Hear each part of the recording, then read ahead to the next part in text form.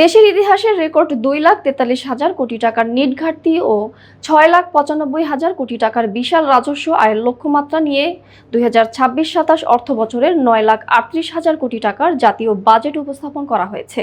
বিকেলে জাতীয় সংসদের স্পিকার ডক্টর হাফিজউদ্দিন আহমেদের সভাপতিত্বে এই ঐতিহাসিক বাজেট প্রস্তাব উত্থাপন করেছেন অর্থমন্ত্রী আমির খসরু মাহমুদ চৌধুরী। বাজেটে সাধারণ করদাতাদের স্বস্তি দিতে 5 বছরের আয়কর রোডম্যাপ ঘোষণা করা হয়েছে। পাশাপাশি দেশীয় শিল্পের বিকাশ এবং নিত্য প্রয়োজনীয় পণ্যের বাজারে স্বস্তি ফেরাতে কর কাঠামোয় বড় ধরনের পরিবর্তনের প্রস্তাব রাখা হয়েছে।